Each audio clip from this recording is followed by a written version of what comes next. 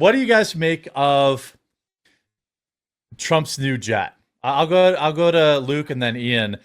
In a nutshell, Qatar has offered Donald Trump a $400 million flying palace to use as Air Force One. And then, as far as I understand it, please tell me if I'm wrong, this will actually transfer to his personal fleet. People are pretty much everyone's pissed off about it. I'm not hearing that. I'm hearing that this is going to be a donation to the government, and that this is the DoD receiving this. And Donald Trump. I listen. There's a lot of powerful lobbies out there, and for the corporate media now to be like, oh no, the Qataris. I'm like, where were you with the military-industrial complex? Where were you with all these other foreign governments that were buying up our influence and our foreign policy? Where were you against the medical industrial complex? Where were you with all these other powerful industries that do it in so many more overt kind of despicable ways? That to me is the real issue. So I think Donald Trump has shown that he can't be bought. And I think he's doing that right now with his Israeli policy. And I think his kind of shift against Israel is big. It's why that we're seeing so many people freak out about Qatar. I don't think it's a big deal. I think it's open, it's honest. It was talked about. It's done in a real way. And if Donald Trump clearly is going to be changing foreign policy because of this gift, okay, there's an argument to be made here. He hasn't done that so far. He did work out a deal with the Egyptians and the Qataris to free an American Israeli citizen from Hamas, right? And he publicly thanked Egypt and Qatar, not Israel. Israel wasn't involved in this. And now there's rumors that Israel's pissed off, but also that they try to sabotage this deal. So clearly, I think a lot of this has to do with Donald Trump's repositioning himself geopolitically with this foreign policy trip that he's going to be leaving for in just a few minutes from now, flying over to Saudi Arabia.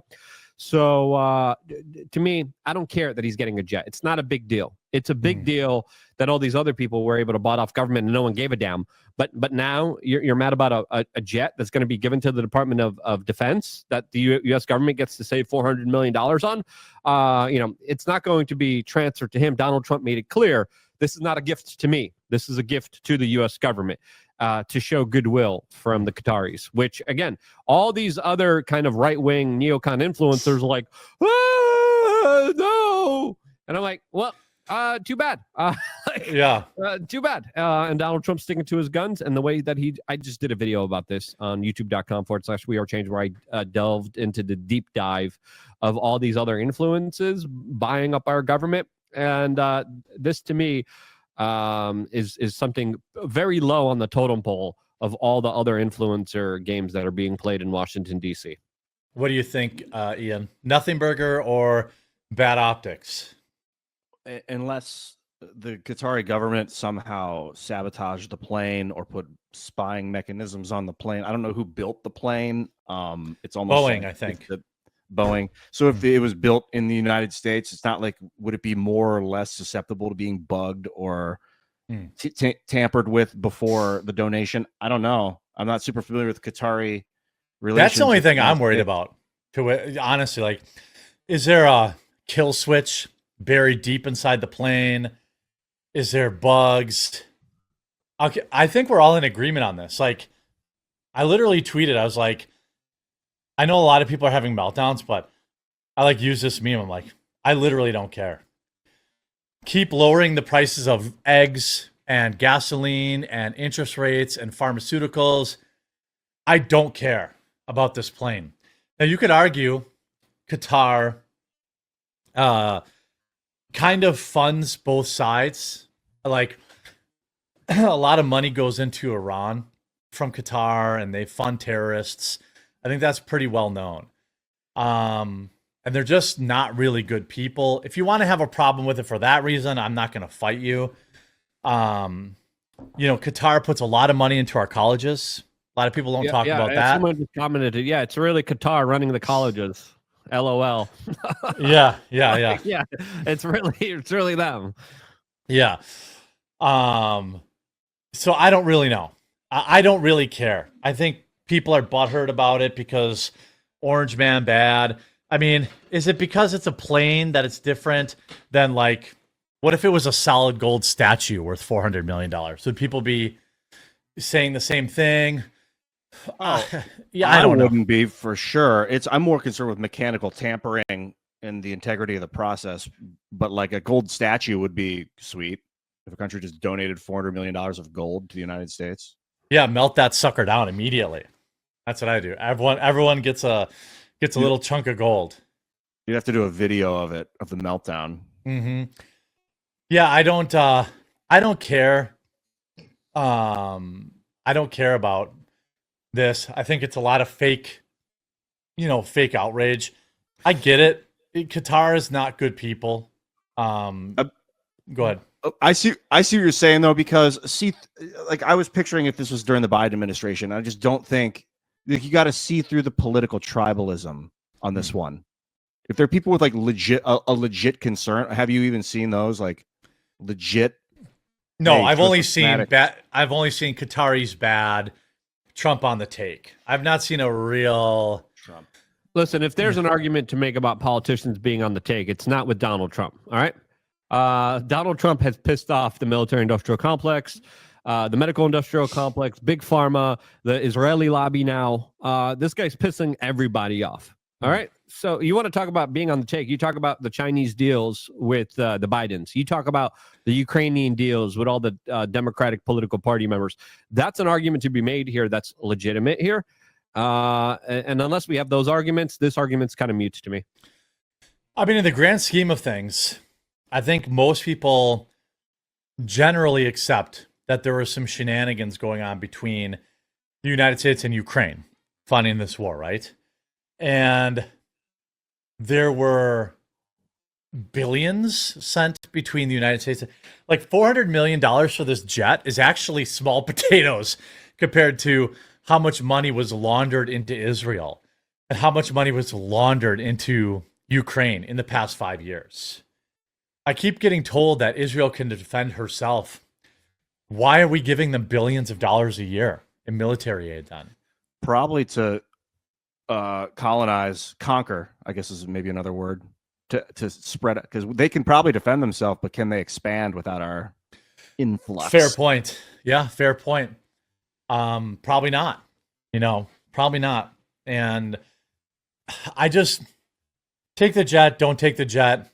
I don't care. There's, billions unaccounted for under the Biden administration. Billions. We were sending, was it $200 million to, all these crazy woke projects in other countries. Like, were we spending millions to circumcise people in like Kazakhstan? We spent millions of dollars on an Iraqi Sesame Street show. I care more about that.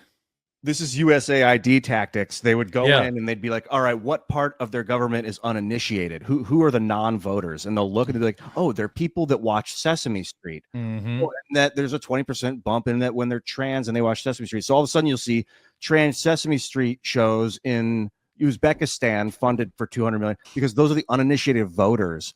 And then they use a National Endowment for Democracy as their boots on the ground to go in and teach classes and crap. I can't tell if you're being facetious or not, but you're not wrong. It's right. Mike Benz has reported this stuff pretty explicitly too. Yeah, Mike Benz. Yeah, like this is what Ian is saying is 100% true. And whatever this jet is it's this week's Trump's going to run a third term. Like the media is going to obsess over it for a week. Nobody's actually going to care. They're all talking about the jet. They're not talking about Trump's deal with China. They're not talking about the stock market going berserk today. They're not talking about Trump saving a Hamas hostage. That's an American and Israeli citizen. Yeah, they're not talking about that. They're talking about this stupid plane. That's all this is. Trump really understands now better than ever. Now, I'm not one. There are a lot of Trump loyalists who ascribe everything he does to fifth dimensional chess, which I don't. But he, I think, has really figured out, yeah, I'm going to do this one thing. The media is not going to shut up about it for 3 weeks. And then I'm going to go about my business. Yeah. Well, you got to understand the Qataris don't just give gifts to, the Republicans. They gave the Clinton Foundation a whole bunch of money. But why wasn't that a big kind of controversy? Why wasn't the corporate media clutching their pearls and freaking out over the Clintons being given Qatari money? I think that's a good question. Why is this an issue now? It's an issue now because Trump's making a U-turn against the Israeli policy, and that's not just that. It's about who's spending it and how they're spending it, right? Exactly. So, like, when it goes into the Clinton, everybody gets paid.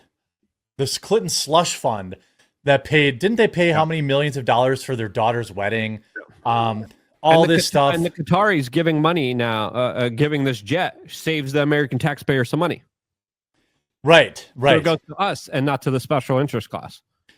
Yeah, this is 100% about how this money is getting spent and 0% about who it's coming from.